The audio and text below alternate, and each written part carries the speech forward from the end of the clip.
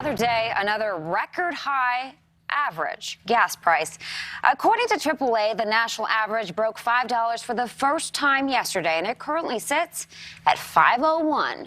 Compare that to the average from a year ago, which came in at $3.70 a gallon. Very frustrating. What is the reason these prices just keep rising?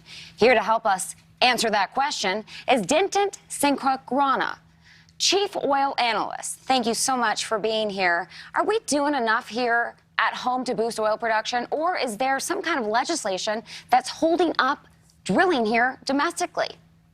Well, the thing is, when it comes to oil production, you don't just snap your fingers and all of a sudden more oil appears on the market. It takes time to push rigs into place, get the land prepared, and also, like everything else, the oil producers in West Texas and North Dakota, New Mexico, places like that, they're running into labor shortages as well. So I think it's more a thing of patience. Now, with that said, we've seen, obviously this stems back to the pandemic, and you go back to a year and a half ago, or a little more than 2 years ago, when oil prices actually went negative.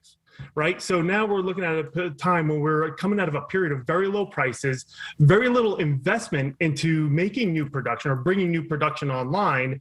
And also you have, governments, and not just in the United States, throughout the world, saying that eventually we want to move away from you. So how do you make these investment decisions when you're being told you're not really wanted?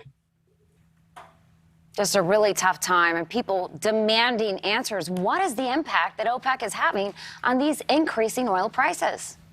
Well, it also goes back to that low oil price environment that we were in, and the investment. And OPEC has been raising production, 400,000 barrels a day, 400,000 barrels a day. The problem is that's all been on paper. You have, besides Saudi Arabia, the United Arab Emirates, and possibly Kuwait, all the other countries have been coming up woefully short of their quotas and their pledged production, if you will. So it's really Saudi Arabia, UAE, and then everyone else, and they're just all coming up short right now. So yes, globally, we're running low inventories right now, and production is just not keeping up with demand at the moment. Okay, like you said, I mean, you're blaming it on supply chain issue, and that might be causing OPEC to not meet the demand, or is this also OPEC maybe just being purely profit driven? Well, I think it's probably a low from column A and a low from column B. They also had a plan in place, and this is before oil prices got to $100. This was what they said they were going to do this. So they were really kind of forecasting their plans, and they just haven't deviated much from that plan. I think it's because countries like Nigeria, which their production last month was at a 30-year low because of, again, lack of investment, sabotage of pipelines, leaks, things like that. They just can't keep up with their quotas, and that's a major issue.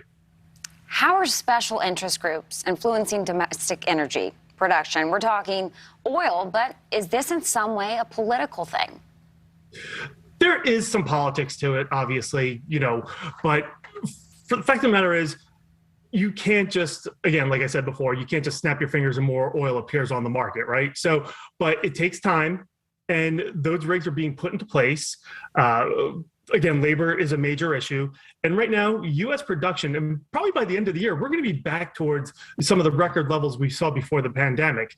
Part of the problem is we might not have enough refining capacity right now. If you go back to before the pandemic, we had about 19.5 million barrels a day of refinery production available, capacity, if you will. Now we're about 1 million barrels a day below that. So, and that's because refineries have been shut down because of low margins and low demand stemming from the pandemic. A refinery in Philadelphia had a fire in 2019. It was never repaired. Last question. I got one last question. I know you're talking there, but how high could we see these prices go? That's the $1 million question, isn't it? Right now, and sadly, I don't see anything that could stop it right now.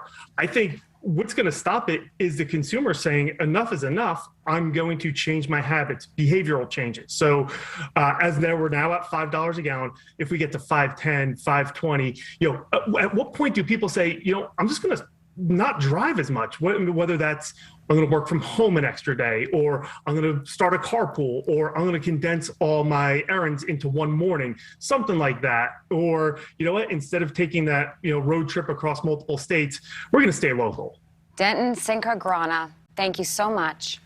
So thank you for watching. Go to newsnationnow.com to find News Nation on your television provider. And don't forget to click the red subscribe button below to get more of News Nation's fact-driven, unbiased coverage.